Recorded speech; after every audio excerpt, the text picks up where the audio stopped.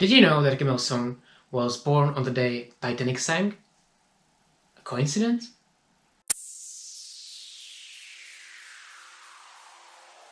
Hello Internet, welcome to Lex Universe. In this video we will talk about North Korea, but if you ever intend to travel to North Korea with an organized tour, then this video is not for you, and after the intro I will speak a little bit about why you never should do this and why this is just simply really wrong. But if you're interested about how to get to North Korea without getting on any organized tour and, well, what to expect there, then stay till the end of this video, or, well, you can go to this timestamp and you will see it. But I would really recommend you to watch even the part after the intro, because I think that's something that's quite important and that needs to be said. But first, let me welcome here all my new subscribers. You are great, I love you all, and if you haven't subscribed to my channel and you like my content, please consider doing that. You will make my day. And well, you can now actually join my channel for as little as $1 per month. You can get early access to my videos, to some bloopers and some extra content, so if you're interested in that, feel free to join my channel.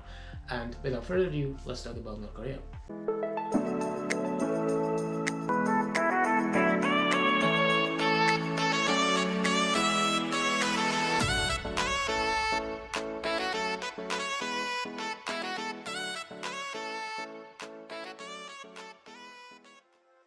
Right, so like I promised you, I will first talk about the organized tours. Like almost everybody who ever heard anything about North Korea, you know that they are not exactly welcoming to most tourists. But on the other hand, tourism is actually one of the main means how the North Korean government gets their hard money. So they support it to a certain degree. But the official tourism is extremely controlled, and honestly, if you choose to come there with one of these tour operators, they are basically just the middleman. Your program will be created by the DPRK's official tourism bureau, and you will not see proper North Korea.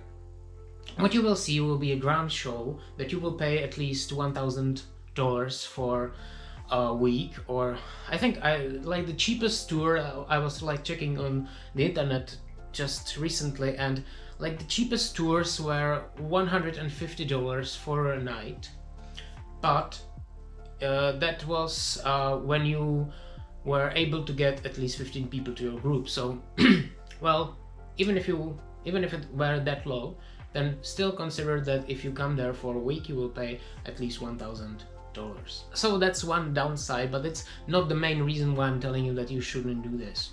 I don't think we really need to think twice about whether the regime in North Korea is good or bad. I think we can all make our picture on it. So it's morally wrong to go there in this case anyway, but you can say that you travel wherever you go, and it doesn't necessarily mean that you support the regime in the country. Well, if you go to North Korea, the problem is that as you come with these organized tours, who do you think will get the money from this? It will go straight to the government. So whenever you intend to go to North Korea and you pay this money, you're basically funding the North Korean regime. Not to mention, whenever you go to any country around the world, well, no matter how bad the regime is, whatever you will spend there will go, well, in a large part to the government if it's corrupt enough, but something will end up with the people in the country. That's not the case in North Korea.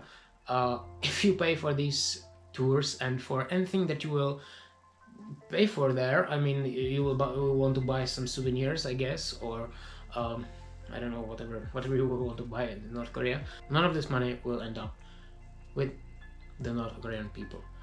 So if you come there, you're funding the regime, you're paying enormous money for 1 week of what?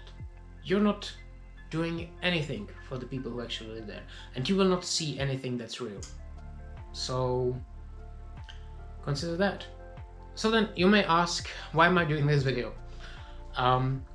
There are other ways how we can get to North Korea without the tour operator, and here's how. You fly to Seoul, you will get a tour to the Demilitarized Zone and you will go to the Panmunjom Joint Security Area, and there you are able to cross the border within the building, and you are in the South Korea. Well, thank you for watching. I hope you enjoyed this video, and if you did, no, that would be lame, right? No. So if you want to come to North Korea, there are 3 versions of a visa that you can obtain. First one, which I don't think any one of you will be able to get, but I don't know, maybe you are a diplomat. There is a diplomatic visa. If you are an ambassador, you can go there. When I'm speaking about this, I don't mean the current situation regarding COVID, because right now even the ambassadors left the North Korea. Not left, they fled actually, all of them. So right now there are like no foreigners in North Korea, but you know what I mean. So there's a diplomatic visa. Then you have the possibility to get the tourist visa, which you will get from the tour operators. They will take care of it for you, and then you are free to enter the country, but you will still need to undergo the pre-organized tour that you bought. The third type of visa, and it does actually exist, is the normal visa. It's extremely difficult to get it, but it's not impossible.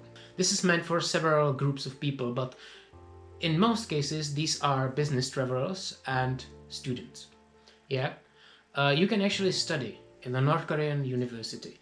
If you are a student on any country, some of universities, and there are in many countries, I even know that some universities in the Czech Republic have some agreements with the Kim Il-sung University in Pyongyang, and you can go there for several months and enjoy the beauty of studying in North Korea.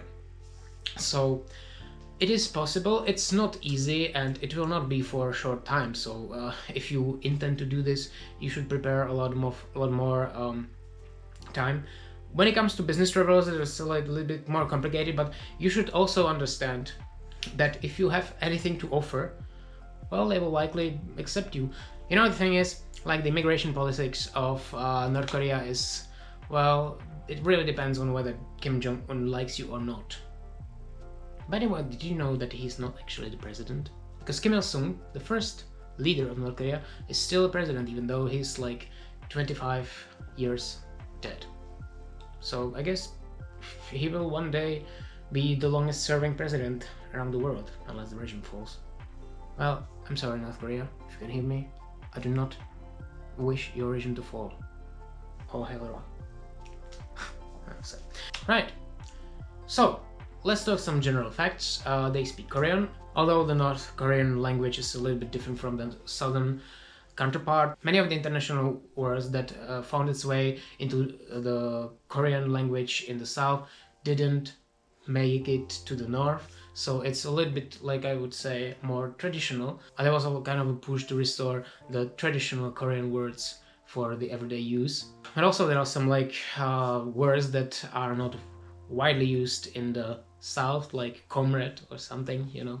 They use the won as the currency, even though you can easily use euros there or dollars. Euros are preferred because they hate America, and they're actually quite happy to get it because the unofficial exchange rates are extremely beneficial for them, but you will not recognize it because the country is like really cheap. They use the C plug outlet. They usually don't flush the toilet paper because they don't use it, and like the toilets, when I forget that you could go to the official tour, the toilets in North Korea are actually like these squat toilets, and there are many like water outages, so you don't usually even have a way to flush the toilet anyway, so you will just have some barrel of water nearby. So if you put the toilet paper there or not, well, it's up to you, but bring your own tissues, that will be helpful. And also they drive on the right side of the road. Now if you want to get to North Korea, there are like 2 possibilities how you can enter the country. The most common way how to get to North Korea is by flying. The only international airport is in Pyongyang. They actually built like this new terminal. It's completely empty right now, but when you arrive there, it looks really great. If you want to buy something in the duty-free, it's there just for the show, so don't even pretend that you believe them. There are direct flights from China by Air Koryo and Air China, and from what I was able to find out, prior to the COVID crisis, there were actually like direct flights from Kuala Lumpur. You can also go by train. There are two directions that you can choose from. You can go from China. There are overnight trains going from Beijing, and on the other hand, you can travel from Russia. There are actually direct carriages on the trains that go through the Trans-Siberian Railway all the way from Moscow to Pyongyang, and that's actually like the longest consecutive railroad that you can take around the world, which is kind of cool. Now, getting around North Korea. Well, first you have to understand that the freedom of movement in North Korea is very limited, if not non-existent.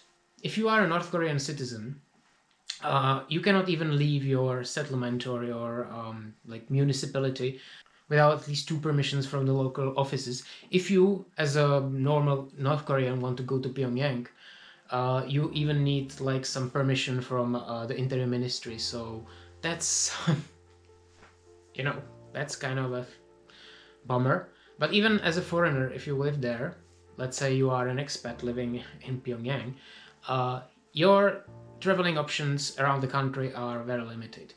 There are train lines that you can take, but you will always need a permission if you want to leave Pyongyang. On the other hand, if you live in Pyongyang, you can like move around pretty freely.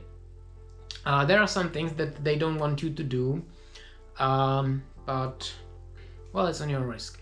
So if you want to travel around Pyongyang, the public transportation is kind of efficient. There are two metro lines, each with 8 stations. Some time ago, people actually believed that there are only like 2 stations that are made for tourists because you couldn't travel the whole train. Now, even with the 2 operators, you can travel the entirety of the metro, and the stations look actually quite amazing. It's like ridiculously cheap. Like the train tickets cost like half a cent, so really like nothing. Except for the metro, there are actually like tram and trolleybus lines, and there are some buses. Fun fact, they actually use like some old Czech trams in Pyongyang, and when they started using them, then they posted some pictures from Prague where these trams actually are, and they pretended like North Korea is expanding to Prague and they are using North Korean trams, which I think it's like, that's hilarious, really. Many North Koreans use a bike to travel around. You can generally do the same, but I'm not sure how it is right now, but several years ago it was actually like forbidden for women to ride a bike. So if you are a woman and you want to study in North Korea, like maybe ask first before you rent a bike and ride around. I will get to some tourist spots that you can visit later, but I think that there are some like really crazy facts about North Korea that, well, you may find it handy if you ever travel there, and I just like really need to spell it out myself. So.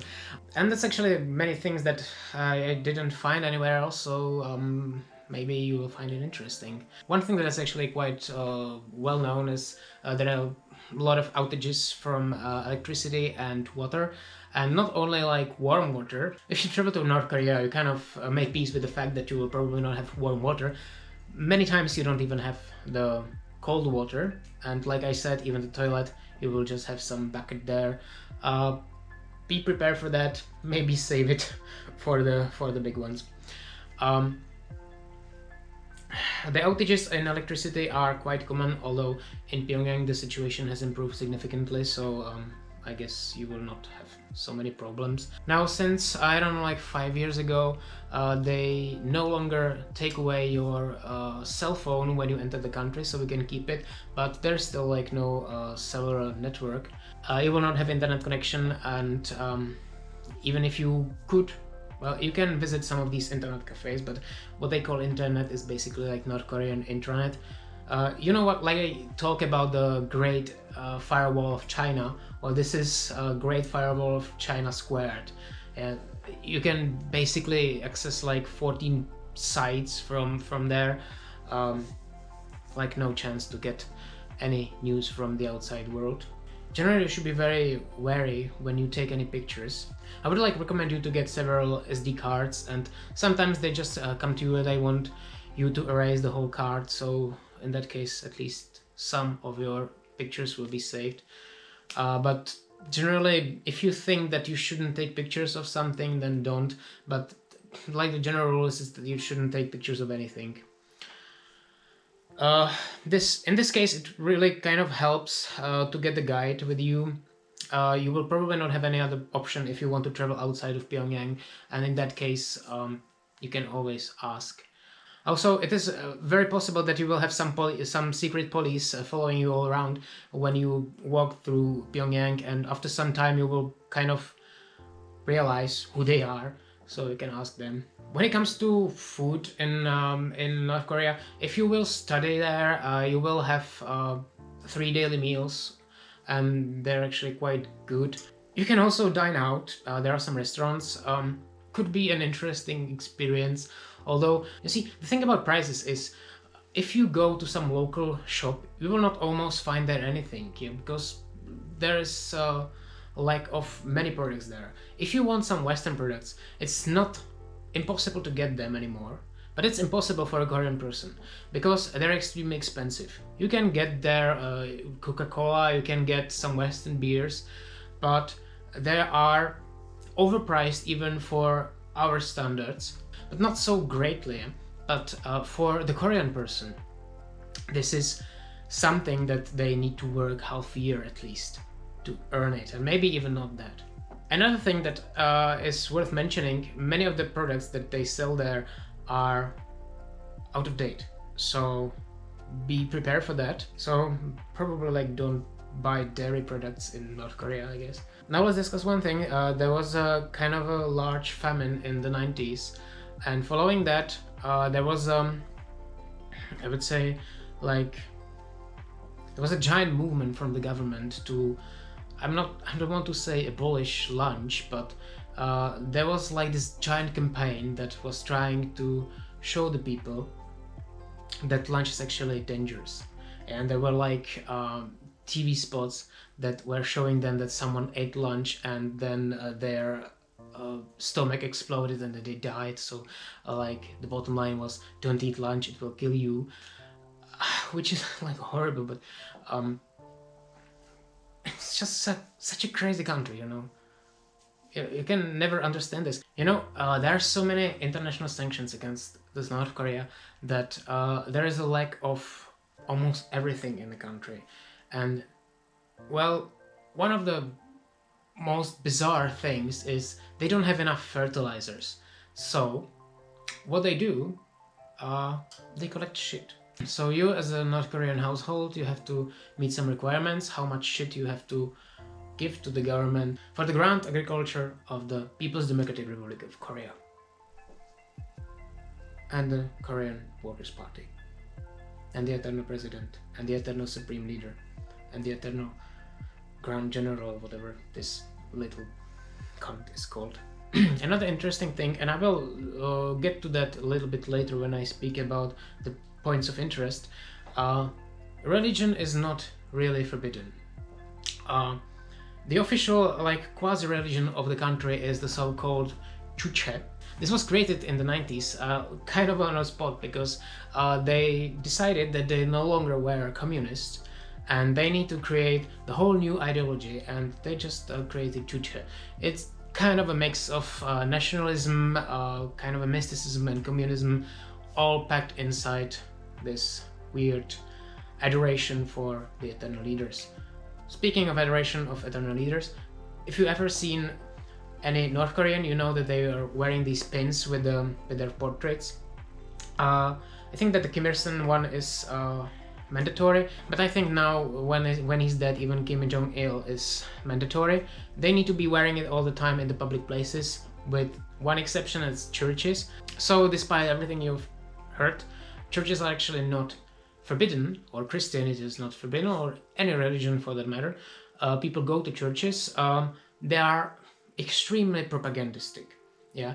So if you come to the church, you will hear the priest read from the Bible, and then it will all be explained in the Chuche way or in the North Korean way, so it doesn't contradict any of the state's ideology. And well, you've always wanted to hear how Jesus was a communist revolutionary, right? But it's not only Christianity, there are also Buddhist monks. The only thing is they cannot like take an apprentice, so when they died out, well, there will be no more monks. So basically, if you come to any Buddhist monastery in North Korea, the chances are they're actually real monks. That's kind of cool. And now let's get to the part in the video where I'll point out some of the most interesting points of origin. I will start at Pyongyang, but everybody is talking about Pyongyang, so I will just really go through it really quickly, and then I will get to some more interesting places in North Korea that you can visit that not many people know about. So let's go to Pyongyang. First of all, there are these large bronze statues of Kim Il-sung and Kim Jong-il and Mansu Hill. You need to show the adoration for them when you enter Pyongyang. That's kind of a mandatory. But funny thing about these statues, originally it was only Kim Il-sung. When Kim Il-sung died, they added him, but they changed his father's statue to look older and smiling for some reason, because, I don't know, he was a good guy. So that he doesn't look like a child in comparison with Kim Jong-il. But the funny thing is that in 2012, they actually changed Kim Jong-il's statue to not wear the former coat anymore, and he was wearing like this, I don't know, it's just some Western-like jacket.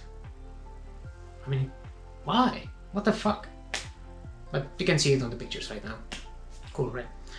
From other things that you can see in Pyongyang, there's the Arc of Triumph, the Kim Il-sung Square with the mausoleum for both fallen leaders, the Chucha Tower and the Ryungyong Hotel, which is the tallest building in Pyongyang, probably in the whole of North Korea. And, well, I'm not sure if they finished it already, but they started in the 90s and they kind of like didn't have any resources for it anymore, so they pretended it didn't exist. Well, it does.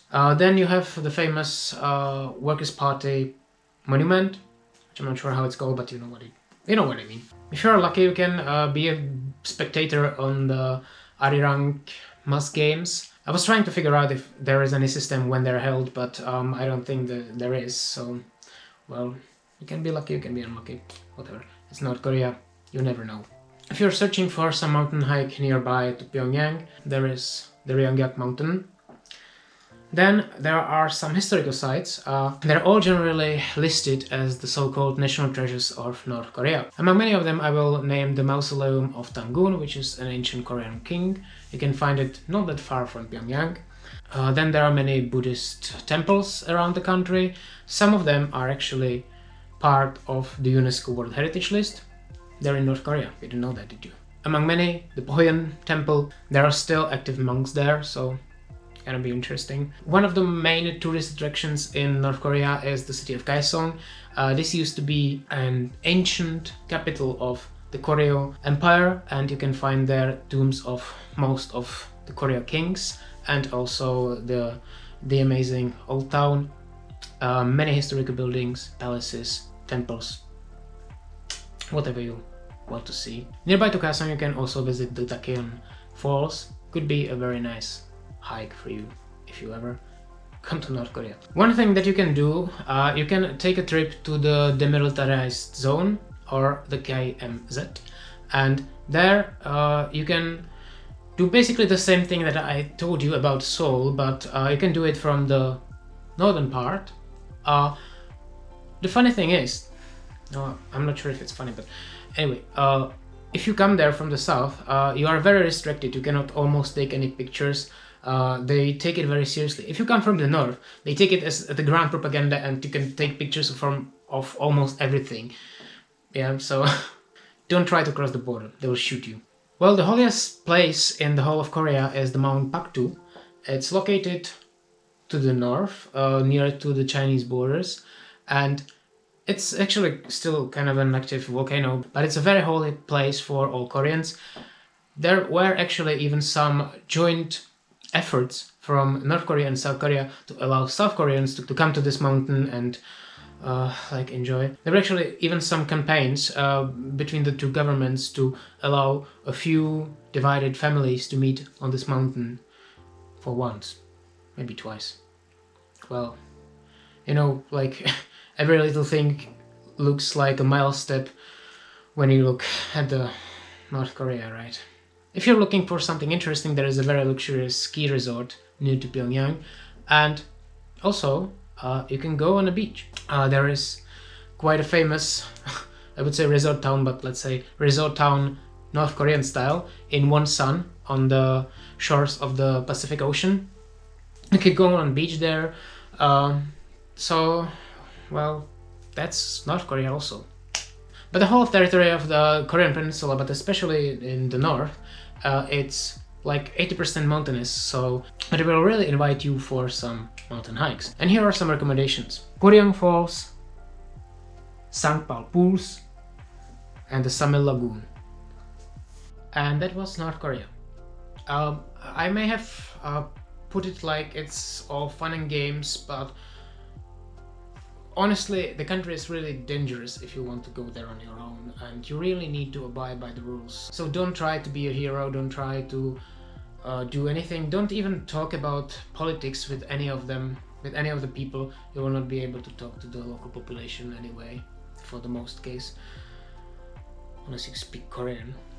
But, you know, if you are this kind of a person who needs to put their opinion out there no matter what, then please don't go to North Korea. Also, if you're an internet addict, you really not be happy there.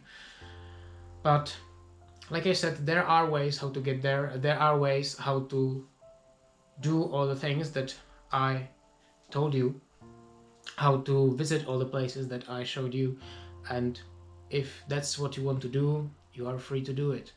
There are many tours that will offer you to take you out of Pyongyang, and you can actually like venture the country, but again, it's again with the guide, and you will not have any freedom there, and you will support the regime. So I will not tell you what to do or what not to do, but for me personally, that's something that I don't want to do.